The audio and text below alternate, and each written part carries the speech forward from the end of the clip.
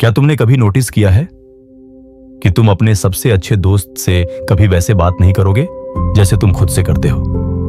अगर तुम्हारा दोस्त किसी काम में फेल हो जाए तो तुम उसे क्या कहोगे? शायद ये कहोगे, कोई बात नहीं, अगली बार बेहतर करेंगे।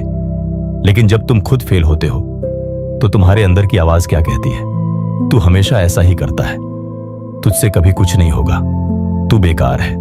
यही वो गैप है जिसे क्रिस्टिन नेफ ने सालों रिसर्च किया और इसी गैप पर बनी है सेल्फ कंपैशन। क्योंकि यह किताब एक बहुत अनकंफर्टेबल सच बताती है। तुम्हारी सबसे बड़ी दुश्मन बाहर नहीं है, तुम्हारी सबसे बड़ी दुश्मन तुम्हारे अंदर की वो आवाज है जो हर गलती पर तुम्हें कुचल देती है। अब सोचो, तुम क्यों खुद पर इतने सख्त हो? ज्यादातर लोग सोचते हैं कि सेल्फ क्रिटिसिज्म उन्हें मोटिवेट करती है, उन्हें बेहतर बनाती है। उन्हें लगता है अगर मैं खुद पर सख्त नहीं रहूंगा तो मैं लेजी हो जाऊंगा, मैं ग्रो करना बंद कर दूंगा।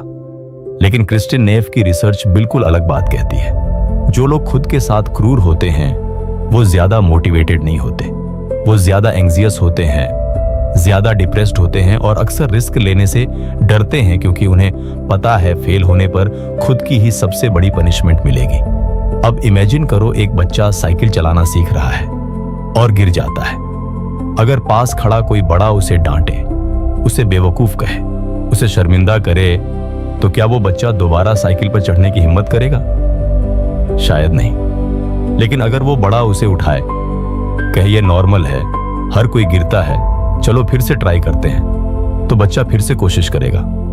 अब सोचो, तुम बड़े हो गए हो लेकिन तुम्हारे अंदर वही बच्चा अभी भी है। और हर बार जब तुम गलती करते हो, तुम्हारे अंदर की आवाज तय करती है कि वो बच्चा फिर उठेगा या वहीं बैठा रह जाएगा। अब एक डीप ट्रुथ, सेल्फ कंपैशन का मतलब ये नहीं है कि तुम खुद को हर गलती के लिए माफ कर दो और कुछ इंप्रूव ना करो। सेल्फ कंपैशन का मतलब है तुम अपनी गलती को बिना खुद को तोड़े देख पाओ। क्योंकि जब तुम खुद को तोड़ते हो, तुम्हारे पास इंप्रूव करने की एनर्जी ही नहीं बचती। सारी एनर्जी शेम में, गिल्ट में, सेल्फ अटैक में चली जाती है। अब इमेजिन करो, दो लोग एक ही इंटरव्यू में फेल होते हैं। पहला इंसान घर जाकर खुद को कोसता है, मैं हमेशा यही करता हूं, मैं कभी सक्सेसफुल नहीं हो सकता, मुझ में कोई कमी है। दूसरा इंसान सोचता है ये दर्द होता है, ये नॉर्मल है, हर किसी को रिजेक्शन मिलता है, चलो देखते हैं इससे क्या सीखा जा सकता है। दोनों के पास सेम फेलियर है, लेकिन एक हफ्ते बाद कौन फिर से कोशिश करेगा? वही जिसने खुद को तोड़ा नहीं। अब एक पावरफुल रियलाइजेशन। नेफ कहती हैं सेल्फ कंपैशन 3 हिस्सों से बनी है। पहला, सेल्फ किडनेस यानी खुद के साथ नरमी से पेश आना, बजाय इसके कि तुम खुद को जज करो। दूसरा, कॉमन ह्यूमैनिटी यानी यह समझना कि तुम अकेले नहीं हो जो स्ट्रगल कर रहे हो। हर इंसान गलती करता है, हर इंसान फेल होता है, यह इंसान होने का हिस्सा है।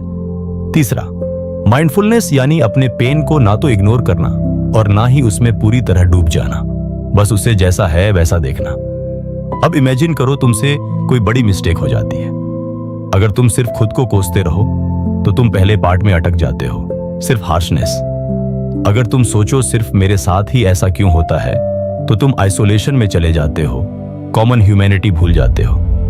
और अगर तुम पूरी तरह उसी पेन में डूब जाओ, बार बार उसे रिप्ले करो, तो तुम ओवर आइडेंटिफिकेशन में फंस जाते हो। लेकिन अगर तीनों चीजें साथ आएं, नरमी, ये याद रखना कि सब इंसान गलती करते हैं, और पेन को बिना उसमें डूबे और ऑब्जर्व करना, तभी असली हीलिंग शुरू होती है। अब एक डीप ट्रुथ, बहुत सारे लोग सेल्फ कंपैशन को सेल्फ पिटी समझ लेते हैं, लेकिन ये दोनों बिल्कुल अलग चीजें हैं। सेल्फ पिटी में तुम सोचते हो सिर्फ मेरे साथ ही बुरा होता है, मैं विक्टिम हूं, दुनिया मेरे खिलाफ है, ये तुम्हें और आइसोलेट करता है। लेकिन सेल्फ कंपैशन में तुम कहते हो हाँ ये मुश्किल है और ये मुश्किल हर किसी की जिंदगी का हिस्सा है, मैं इसमें अकेला नहीं हूं। ये तुम्हें दूसरों से कनेक्ट करता है, अलग नहीं करता। अब इमेजिन करो, तुम किसी रिलेशनशिप ब्रेकअप से गुजर रहे हो। सेल्फ पिटी कहेगी मेरे साथ हमेशा ऐसा क्यों होता है, मैं प्यार के लायक नहीं हूं। सेल्फ कंपैशन कहेगी ब्रेकअप का दर्द रियल है और लाखों लोग इसी दर्द से गुजर चुके हैं, मैं अकेला नहीं हूं इसमें, और मैं खुद को इस दर्द के साथ नरमी से ट्रीट कर सकता हूं। फर्क सुनने में छोटा लगता है लेकिन फील करने में बहुत बड़ा है। अब एक हिडन ट्रुथ।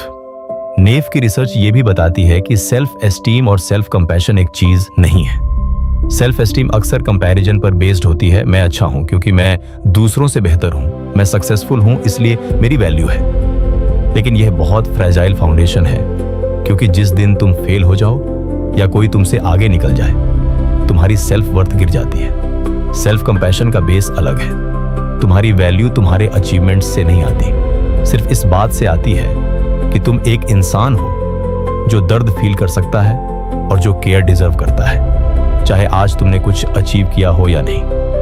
अब इमेजिन करो दो लोग, एक की सेल्फ वर्थ उसके अचीवमेंट्स पर डिपेंड करती है, दूसरे की सेल्फ कंपैशन पर। अगर दोनों आज किसी काम में फेल हो जाएं, पहला इंसान सोचेगा मैं वर्थलेस हूं क्योंकि आज मैं फेल हुआ। दूसरा इंसान सोचेगा आज मैं फेल हुआ, यह दुख देता है, लेकिन इससे मेरी वैल्यू कम नहीं होती। यही फर्क है जो लोगों को रिजिलिएंट बनाता है या तोड़ देता है। अब एक पावरफुल रियलाइजेशन। तुम्हारा इनर क्रिटिक, वो आवाज जो हर गलती पर तुम्हें डांटती है, असल में कहीं ना कहीं तुम्हें प्रोटेक्ट करने की कोशिश कर रही होती है। शायद बचपन में तुमने सीखा कि खुद पर सख्त रहने से लोग तुम्हें कम जज करेंगे या तुम गलतियां कम करोगे। लेकिन यह स्ट्रेटजी काम नहीं करती, यह सिर्फ तुम्हें अंदर से खोखला कर देती है। अब इमेजिन करो अगर तुम उस इनर क्रिटिक को दुश्मन की तरह नहीं, एक डरे हुए हिस्से की तरह देखो, जो पुराने तरीके से तुम्हें बचाने की कोशिश कर रहा है। उससे लड़ने की बजाय अगर तुम उससे कहो मुझे पता है तू मुझे बचाना चाहता है, लेकिन अब मुझे डांट की नहीं, सपोर्ट की जरूरत है, तो क्या होगा? धीरे धीरे वो आवाज नरम पड़ने लगती है। अब एक डीप ट्रुथ। नेफ एक सिंपल लेकिन पावरफुल प्रैक्टिस सजेस्ट करती है। जब भी तुम किसी मुश्किल मोमेंट में हो, खुद से वही सवाल पूछो जो तुम किसी क्लोज फ्रेंड से पूछोगे अगर वो इसी सिचुएशन में होता। मैं उससे क्या कहूंगा, कैसे उसे कंफर्ट करूंगा, और फिर वही शब्द खुद के लिए यूज करो। अब सोचो, ये इतना सिंपल सुनने में लगता है, लेकिन ज्यादातर लोगों ने इसे कभी ट्राई नहीं किया, क्योंकि उन्हें सिखाया गया कि खुद पर सख्ती ही सही रास्ता है। अब इमेजिन करो तुमने कोई इंपॉर्टेंट डेडलाइन मिस कर दी। अगर तुम्हारा दोस्त यही करता तो तुम क्या कहते? शायद ये, यार हुआ करता है, तुमने बाकी सब चीजें अच्छे से संभाली, ये एक मिस हुआ, कोई बात नहीं, अगली बार बेहतर प्लान बनाएंगे। लेकिन खुद के लिए तुम शायद कहते हो मैं हमेशा सब कुछ बिगाड़ देता हूं, मुझसे कुछ नहीं होगा। यही डबल स्टैंडर्ड है जिसे नेफ चैलेंज करती है। तुम्हारे पास पहले से ही कंपैशन है, बस तुम उसे सिर्फ दूसरों के लिए यूज करते हो, खुद के लिए नहीं। अब एक और हिडन ट्रुथ। बहुत लोगों को डर लगता है कि अगर वो खुद के साथ नरम हो गए तो वो लीजी हो जाएंगे, स्टैंडर्ड्स गिरा देंगे, ग्रोथ रुक जाएगी। लेकिन रिसर्च बिल्कुल उल्टी बात दिखाती है। जो लोग सेल्फ कंपैशनेट होते हैं वो असल में ज्यादा रिस्पॉन्सिबिलिटी लेते हैं अपनी गलतियों की, क्योंकि उन्हें डर नहीं होता कि गलती मानने से वो वर्थलेस हो जाएंगे। जबकि जो लोग खुद पर बहुत सख्त होते हैं वो अक्सर अपनी गलतियों को डिनाई करते हैं, उन्हें छुपाते हैं, क्योंकि गलती मानने का मतलब है खुद को और तोड़ना, और कौन बार बार खुद को तोड़ना चाहेगा। अब इमेजिन करो एक स्टूडेंट एग्जाम में अच्छा नहीं कर पाता। अगर उसका इनर वॉइस उसे बेरहमी से जज करे तो अगली बार वो शायद कोशिश ही ना करे, क्योंकि फेल होने का दर्द बहुत ज्यादा है। लेकिन अगर वो खुद से कहे ये रिजल्ट मुझे पसंद नहीं है और ये ठीक है कि मुझे बुरा लग रहा है, लेकिन इससे मैं बेकार इंसान नहीं बन जाता, चलो देखते हैं क्या इंप्रूव कर सकते हैं, तो वो स्टूडेंट दोबारा कोशिश करने की हिम्मत रखता है। सेल्फ कंपैशन कमजोरी नहीं है, ये रेजिलियंस की फाउंडेशन है। अब एक डीप ट्रुथ। नेफ कहती हैं तुम्हारा दर्द छुपाने या उसे जस्टिफाई करने से ठीक नहीं होता, उसे एक्नॉलेज करने से ठीक होता है। अब इमेजिन करो तुम किसी चीज में स्ट्रगल कर रहे हो और तुम खुद से कहते हो यह सच में मुश्किल है, यह दर्द देता है, बजाय इसके कि तुम कहो मुझे ओवर रिएक्ट नहीं करना चाहिए, यह कोई बड़ी बात नहीं है।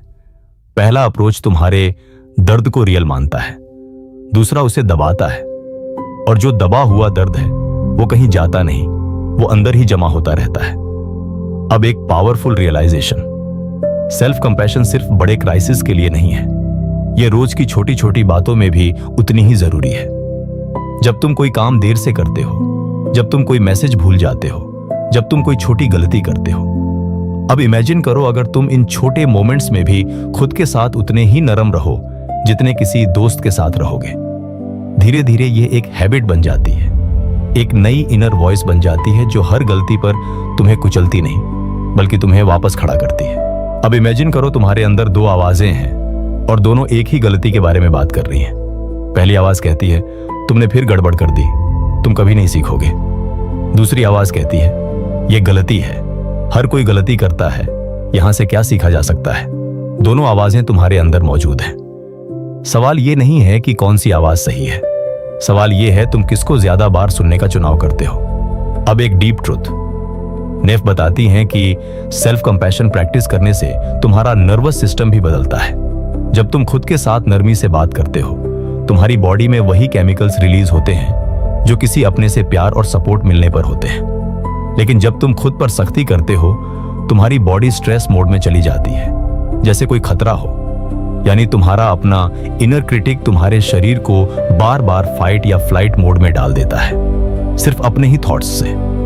अब इमेजिन करो अगर तुम दिन में सिर्फ कुछ मोमेंट्स के लिए, जब भी मुश्किल फील हो, अपनी छाती पर हाथ रखो और खुद से कहो यह मुश्किल पल है और मैं इसके साथ नरमी से रह सकता हूं।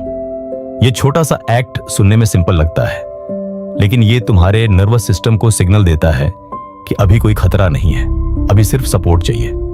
और धीरे धीरे ये प्रैक्टिस तुम्हारी डिफॉल्ट रिस्पांस बनने लगती है। अब एक और हिडन ट्रुथ, बहुत लोग सोचते हैं सेल्फ कंपैशन सेल्फिश है, कि उन्हें दूसरों की केयर करनी चाहिए, खुद की नहीं। लेकिन नेफ इसका उल्टा दिखाती है। जो लोग खुद के साथ कंपैशनेट होते हैं वो असल में दूसरों के लिए भी ज्यादा कंपैशन रख पाते हैं, क्योंकि उनके पास इमोशनल रिजर्व बचा रहता है। जबकि जो लोग खुद को लगातार जज करते रहते हैं वो धीरे धीरे थक जाते हैं, बर्न आउट हो जाते हैं और फिर दूसरों के लिए भी उतने पेशेंट नहीं रह पाते। अब इमेजिन करो एक माँ जो हर दिन खुद को परफेक्ट ना होने के लिए कोसती है। धीरे धीरे वो थकती जाती है, फ्रस्ट्रेट होती जाती है और ये फ्रस्ट्रेशन कहीं ना कहीं उसके बच्चों पर भी निकलता है। लेकिन अगर वही माँ खुद के साथ नरम हो, अपनी गलतियों को इंसान होने का हिस्सा माने, तो उसके पास ज्यादा पेशेंस बचता है, ज्यादा वार्मथ बचती है अपने और अपनों दोनों के लिए। अब एक डीप ट्रुथ, सेल्फ कंपैशन का मतलब परफेक्ट बनना नहीं है, इसका मतलब है इम्परफेक्ट होते हुए भी खुद के साथ रहना। नेफ कहती हैं ग्रोथ मोटिवेशन फियर से नहीं, केयर से आती है। जब तुम खुद को सिर्फ डर के बेसिस पर पुश करते हो, फेल होने का डर, जज होने का डर, तो तुम जल्दी थक जाते हो। लेकिन जब तुम खुद को इसलिए इंप्रूव करना चाहते हो क्योंकि तुम खुद की केयर करते हो, तो वो मोटिवेशन ज्यादा देर तक टिकती है, क्योंकि वो फियर से नहीं, लव से आ रही है। अब इमेजिन करो दो एथलीट हैं, एक हर प्रैक्टिस में खुद को इसलिए पुश करता है क्योंकि उसे फेलियर का डर है, कोच की डांट का डर है। दूसरा खुद को इसलिए पुश करता है क्योंकि वो अपनी बॉडी की, अपने गोल्स की केयर करता है। शुरुआत में दोनों की परफॉर्मेंस सेम लग सकती है, लेकिन सालों बाद कौन बर्नआउट होगा और कौन लंबे समय तक टिकेगा? जो केयर से चल रहा है, फियर से नहीं। अब एक पावरफुल रियलाइजेशन, तुम्हारी सबसे बड़ी ग्रोथ तब नहीं आती जब तुम खुद को तोड़ते हो। तुम्हारी सबसे बड़ी ग्रोथ तब आती है जब तुम गिरने के बाद खुद को इतनी जल्दी उठा पाते हो कि गिरना तुम्हें रोक नहीं पाता। और यह जल्दी उठना सिर्फ तभी पॉसिबल है जब तुमने खुद को गिरने पर पनिश करना बंद कर दिया हो। अब सोचो, अगर आज से तुम खुद के साथ वैसे ही पेश आना शुरू करो जैसे तुम अपने सबसे प्यारे दोस्त के साथ पेश आते हो, तो 1 साल बाद तुम कहां होगे? शायद उतने ही टैलेंटेड, लेकिन कहीं ज्यादा रिजिलियंट, कहीं ज्यादा शांत और कहीं ज्यादा खुद के करीब। अब अगर इस वीडियो ने तुम्हें सिर्फ अच्छा महसूस नहीं कराया, बल्कि तुम्हें अपने अंदर की उस सख्त आवाज पर सोचने पर मजबूर किया है, तो इसे यहीं खत्म मत होने देना। इसे लाइक करो, क्योंकि शायद किसी और को भी अभी यह सुनने की जरूरत हो कि उसे खुद का दुश्मन नहीं, खुद का दोस्त बनने की इजाजत है। चैनल को सब्सक्राइब करो, क्योंकि यहां सिर्फ मोटिवेशन नहीं मिलती, यहां वो आइडियाज मिलते हैं जो तुम्हें खुद से प्यार करना सिखाते हैं, बिना ग्रोथ छोड़े।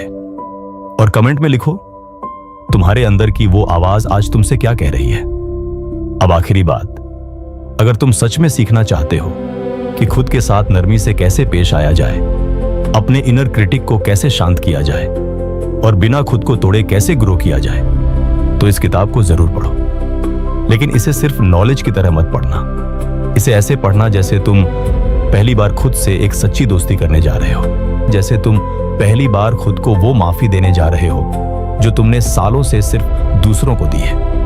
क्योंकि आखिर में जो इंसान खुद का दुश्मन बनकर जीता है वो कभी पूरी तरह आगे नहीं बढ़ पाता, लेकिन जो इंसान खुद का दोस्त बनना सीख जाता है वो हर गिरावट के बाद थोड़ा मजबूत होकर उठता है।